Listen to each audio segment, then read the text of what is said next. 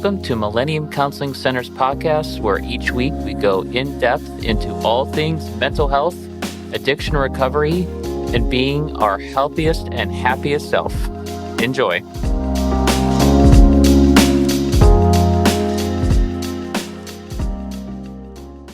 Trust the process.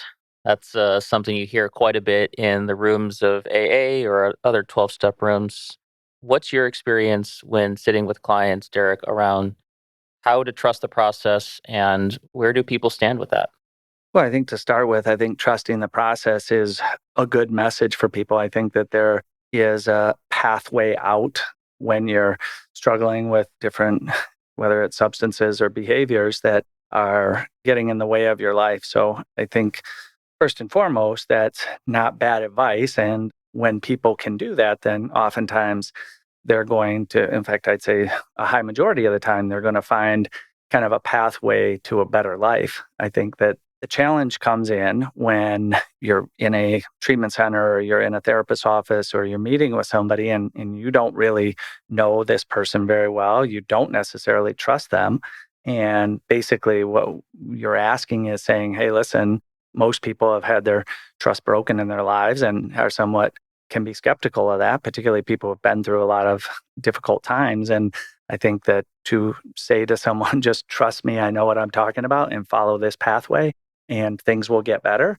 I think that that's asking people to have a lot of faith and in some ways blind faith. And that can be really difficult for any of us to do. Yeah.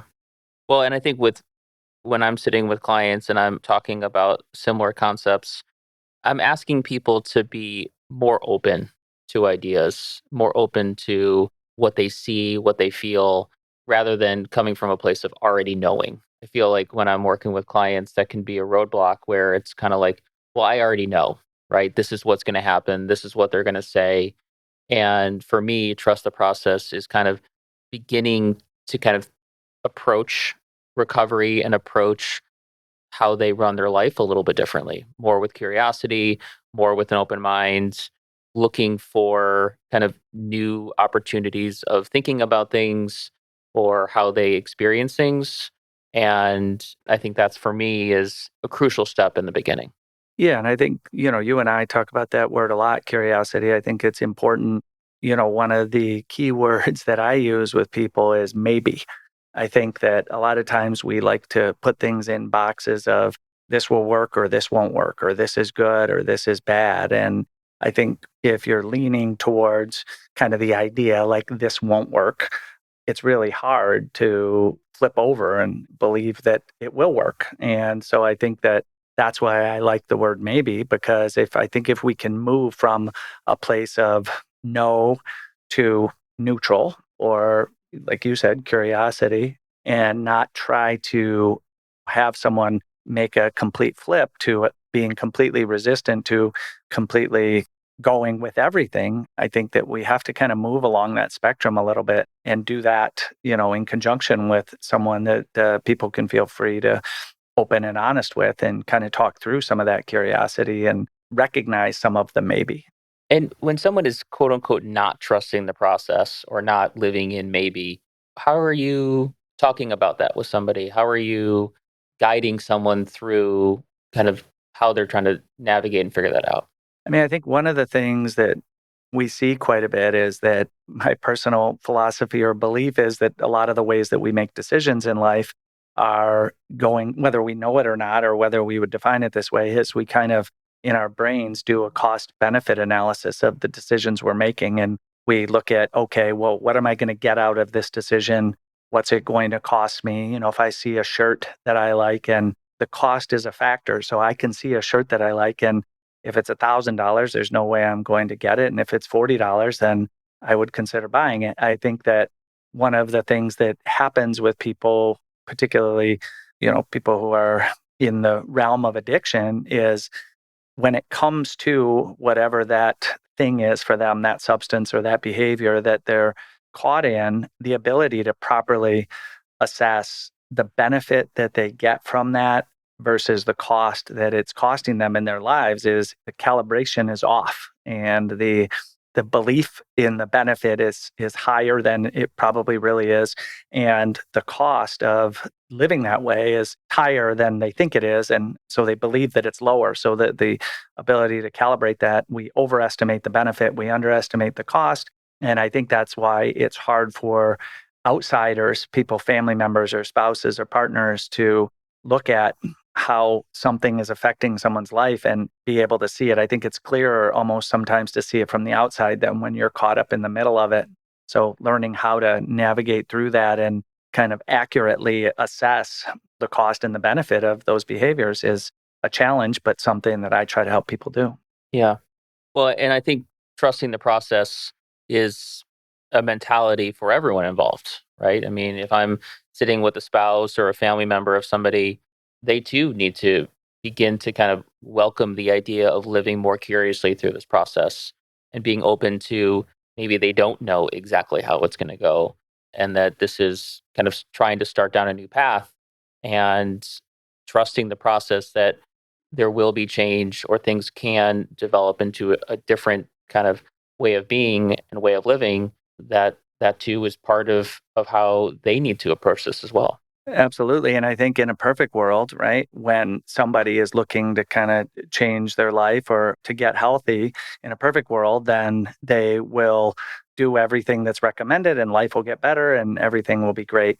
What we know is that that doesn't typically go that way. And there is a process to getting to trusting the process, I think. And so, I think what we need to look for is, are people trending in the right direction? Are they moving towards a healthier lifestyle and better decision making? It's not always going to be super clean. And I think that for the person themselves who is doing the work, helping them recognize that they are moving in the right direction and that things are starting to get better, because ultimately that will help them analyze a little bit the decisions they're making. But also, like you said, the loved ones who are not just caught up on the is everything fixed or not, but are we heading in the direction where somebody's going to get healthier and happier and have a better life in their life? You know, can we have the patience to be able to help someone work through that and realize that it's not going to move as fast as anybody wants. It's not going to move fast enough for loved ones. It's not going to move fast enough for the people working with them. The hardest thing is it's not going to move fast enough for themselves.